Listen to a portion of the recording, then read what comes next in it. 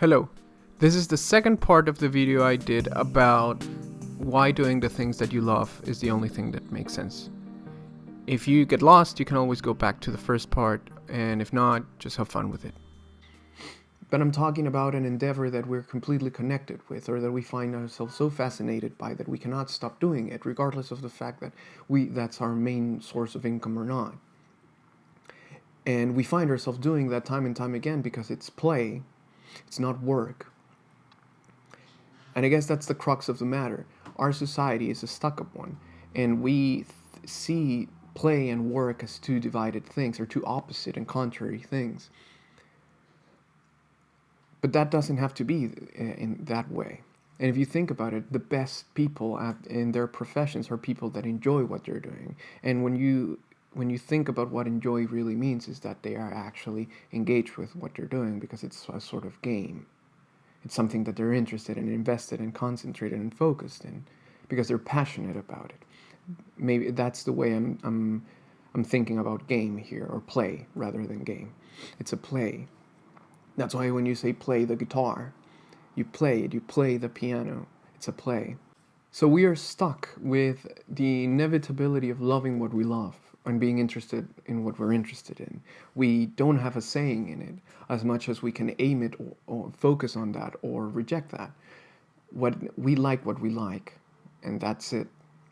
That's like a conversation about ego and self, or ego and it, in terms of that we're not in control of what we are or what we love or what we're interested in. It just is. And the question really becomes, what do you want to concentrate in? Not what do you want to like. If we could choose that, then we wouldn't be human, because we wouldn't feel the way that we feel. We would be something else. So when you're faced with what you want to do, then you can either do it or not. And that's where, let's say, the biggest struggles come in. It makes you sad not to live what you want to live, not to be who you want to be, and not to do what you want to do. I'm going to use a movie again, and this time it's going to be Unbreakable, from M. Night Shyamalan. Hope that I said that right. And the main character, played by Bruce Willis, is a security guard. And he's married and has an okay life, nice house. Everything seems to be okay on the surface.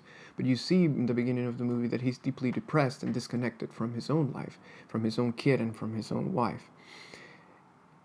By the end of the movie, you understand that the reason for that is that he was not listening to himself and doing what he was born to do, so to speak. And when he finds that and he engages with it and stops rejecting that and gives himself in to the passion that he has, to the dream that he always wanted, or to the things that he wanted to concentrate in, it's as if there's an access of meaning, an access of spirit, of soul, and he comes back to life, and he remembers why he loves his life, the same life that he had, because that core that I was speaking about lit itself back again.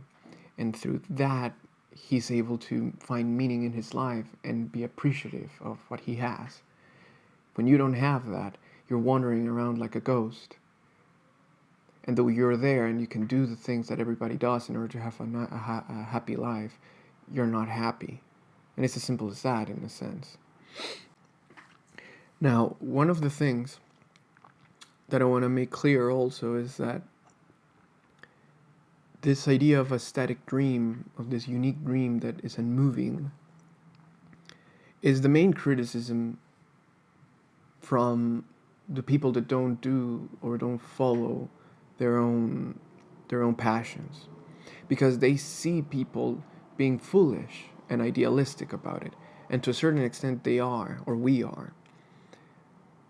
But the way to see dreams or passions should be, or is better seen as a step ladder, in which you take one step and see where the passion that you had takes you, and each step that you take, you find new possibilities, and within those possibilities, you make your way.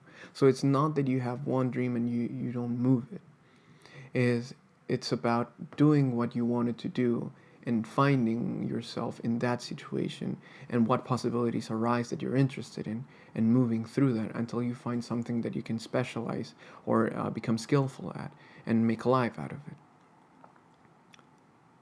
So you see, it's not necessary to just have one dream that can never move, or that is lost forever if you never did it in the time that you wanted to do it. You might be too old, not talented enough, not smart enough. I don't have the money to do it. You don't have the preparation. You don't have the time. I don't know if I said time already. But dreams, as long as you hold on to a dream that you are not pursuing, you don't free yourself to pursue new ones. And as long as you're not doing that, then you're also stuck in a limbo. So it's rather a constantly updating process. It's a self-actualizing process. In my case, for example, music was the first passion that I had, and it was everything I wanted to do. I played in 2 bands for at least, I think it was 10 years in the total span of time. And I remember always saying, I don't care if I make money out of it, I just want to play. And if I am even at the end of the day, financially speaking, I don't care. I just want to do that because it's so fucking meaningful for me. And when I was not playing, I was studying to become an advertising person. I don't know how to say that in English. I was working on marketing and advertisement. I was working my way into marketing and advertisement because I like stories and tell stories and be creative. And I thought that it was a good way to make money and be creative. As years went by, I realized that that was not for me. And I left to explore my life because I was young enough to make that decision. Or rather, because it's actually not important what age you're in, but at least I had the opportunity to do so. I had no strings attached to me at that time. So I left to explore what I wanted to do. And throughout all those periods, I always wrote. Since I was a kid, I loved to write. And I always tried to make stories. But it never became something serious. But I even had a blog and stuff, and I kept writing and writing, even when I was in the band, even when I was working. And through those years of exploration, when I left my job, I started to write a book, but it was not a fiction book, which is the one that I ended up writing. It started as a theoretical book because I wanted to explain stuff, because I love explaining stuff. But I realized I would need way more time and expertise and knowledge in order to finish it. So I knew I couldn't finish it, and I knew it wasn't realistic to finish it or keep going at it. So I put it aside and figured out that I could put everything that was actually meaningful for me in a novel. And that's when I shifted that passion into fiction writing. So I finished that project. But then I realized that what I really like to do, besides writing, is explaining stuff. And here you have me. So I don't know where this is going, but I love to do it. And even though the last 2 videos I've said that I was uncomfortable, the more I do it, the more comfortable I feel, and the more I understand why I want to do it, and the more passionate I am about doing it. So maybe this will lead to something else or not. Maybe this is the one thing that I'll end up doing, or maybe it's just like a thing that I do on my free time. It doesn't matter, it's meaningful to me, and that's all that should matter. Whatever comes out of it, that's good enough, because I'm not doing it to get anything out of it. The thing in itself is what makes sense to me, and that's the whole point I'm trying to get across. So life for me is a quest for meaning, and when you see it in that perspective, the only thing you're left with is what is meaningful for you, what is really meaningful for you. What makes your soul come alive and your spirit happy? Now, I understand that there's people that think that this is a completely foolish approach to life, and I understand their point of view. But that's where knowing what you believe in, knowing what you think life is for, comes into play. If I believe what they believed and I was doing this, then I would be losing and I would feel sad and I would feel defeated because I really want to be them. But I don't want to be them. I want to be me.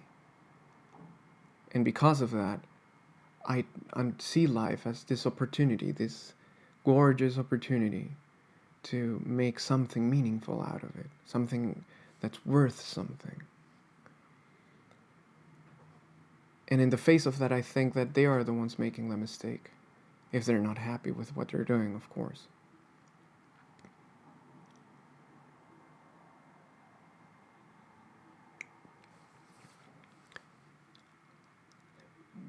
One of the things that I always think about is that either there's an afterlife or not, or if there's anything after this or not. If there is, I'll learn if I was right or wrong. And if there's not, it doesn't matter. But either way, I chose to listen to myself. And I used my time to explore life and to explore the things that I wanted to and were meaningful for me. And I engaged with them and I engaged with life in an honest way. And I think that's more valuable than anything. Okay, so yeah, there you go. Thanks for watching. And subscribe, maybe here. And see you next time.